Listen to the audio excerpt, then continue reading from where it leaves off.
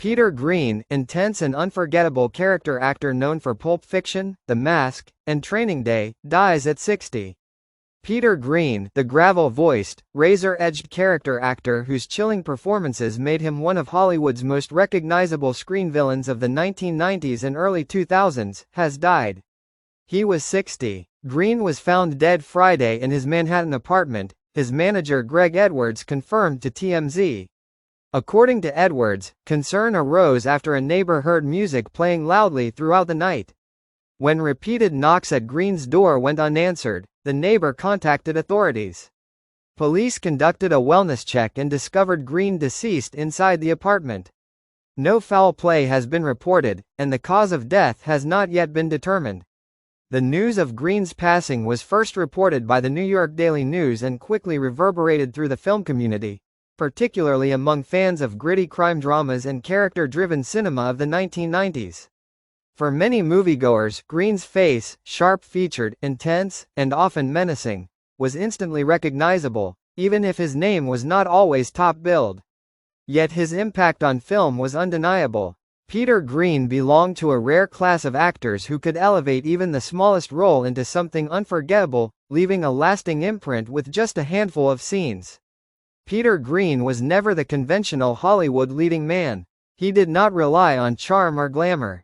Instead, his power came from presence, an unsettling stillness, a coiled volatility that suggested violence even when he stood perfectly still. Casting directors understood this instinctively. Greene had what filmmakers often search for but rarely find: authenticity. He looked like someone who belonged in the underworlds he portrayed. He felt real in a way that could not be faked. This authenticity made him a natural fit for crime films, psychological thrillers, and stories set on the fringes of society. When Greene appeared on-screen, audiences leaned forward, not because he spoke loudly, but because he didn't have to. Born in October 1965 in Montclair, New Jersey, Peter Greene grew up far from the bright lights of Hollywood. Like many actors of his generation, he came of age during a time when independent cinema was beginning to challenge mainstream filmmaking, offering darker, more complex roles that appealed to performers hungry for substance. In his 20s, Greene moved to New York City, where he pursued acting seriously. New York at the time was a proving ground, gritty, competitive, and unforgiving. It was also a place where raw talent could be noticed if paired with persistence. Greene honed his craft through auditions and small roles, developing the intensity and discipline that would later define his screen work. His early years were marked by the kind of struggle familiar to countless actors: inconsistent work, uncertainty, and the constant pressure to prove himself.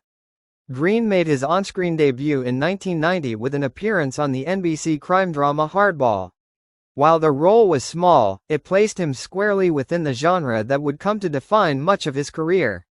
2 years later, he made his film debut in Laws of Gravity, 1992, an independent crime drama that starred a young Edie Falco.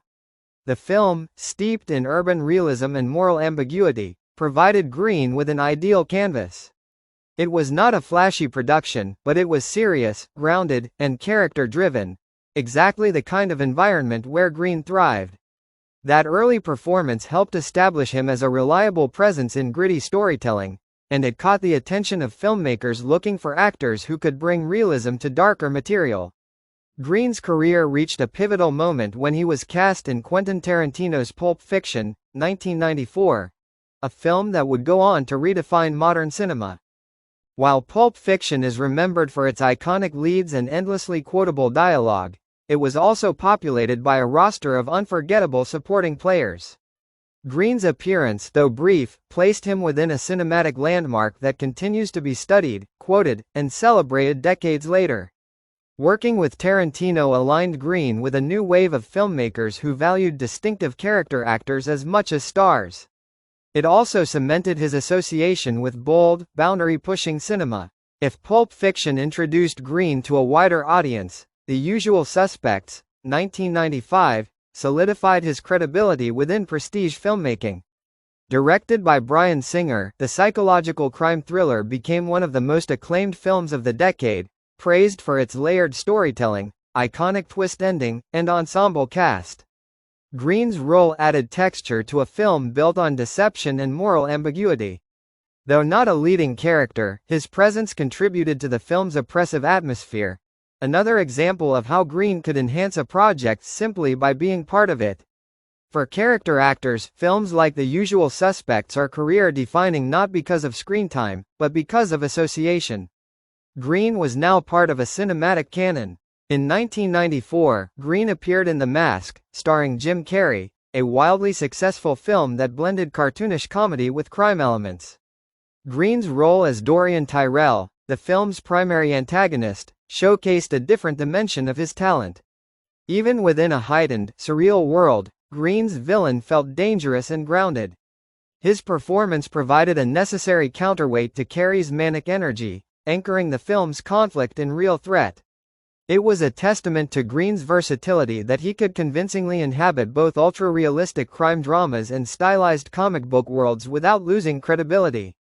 For many audiences, The Mask became their first exposure to Peter Greene, even if they didn't know his name at the time. His sneering intensity made him instantly memorable. By the late 1990s, Greene had established himself as one of Hollywood's most dependable villainous character actors. His resume grew to include films such as In Blue Streak, another crime-comedy hybrid. Greene once again played against comedic leads, reinforcing his ability to ground lighter films with genuine menace. Greene never seemed to chase reinvention for its own sake. Instead, he leaned into what he did best, bringing realism and tension to morally compromised characters. Directors trusted him to deliver performances that felt lived-in rather than theatrical. In 2001, Greene appeared in Training Day, starring Denzel Washington and Ethan Hawke. The film would go on to become a modern classic, with Washington winning an Academy Award for his electrifying performance. Sharing the screen with actors of that caliber requires confidence and restraint, qualities Greene possessed in abundance. He held his own in a film defined by psychological warfare and moral decay. For Greene, Training Day represented the culmination of a decade spent refining his craft within the crime genre. He had become part of the cinematic language of American urban thrillers. Though the industry shifted in the 2000s and roles for gritty character actors became less prominent in mainstream cinema, Greene continued to work steadily. He remained active in film and television, taking on roles that suited his strengths while also exploring independent projects. According to IMDb, Greene had several projects in development at the time of his death. His most recent on-screen appearance came in a 2025 episode of the series Dope Thief, demonstrating that he was still finding opportunities to contribute his unique presence to modern storytelling. In recent years, Greene became increasingly vocal about political and humanitarian issues. He was particularly passionate about raising awareness around global deaths he linked to the dismantling of the U.S. Agency for International Development during Donald Trump's administration. This concern led him to co-produce and serve as narrator for the documentary From the American People, The Withdrawal of USAID. The project reflected a side of Greene not always visible to audiences, one driven by civic responsibility and a desire to inform. For Greene, storytelling was not limited to fiction. He believed in the power of film and media to confront real-world consequences and spark dialogue. Peter Greene's career serves as a reminder that not all cinematic legacies are measured in awards or box office numbers. Some are measured in impact, in the way an actor can inhabit a role so completely that audiences remember them decades later. He was not flashy. He did not chase celebrity. He worked. And in doing so, he helped define an era of American filmmaking that valued grit, realism, and psychological depth. Greene is survived by his sister and brother. He kept much of his personal life private, preferring to let his work speak for him. Friends and collaborators have remembered him as deeply committed to his craft and unafraid to tackle difficult material.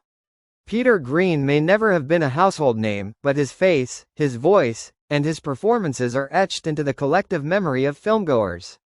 From Pulp Fiction to The Mask, from The Usual Suspects to Training Day, he brought a sense of danger and authenticity that cannot be taught.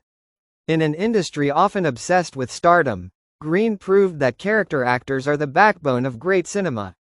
He was 60. Rest in peace, Peter Greene.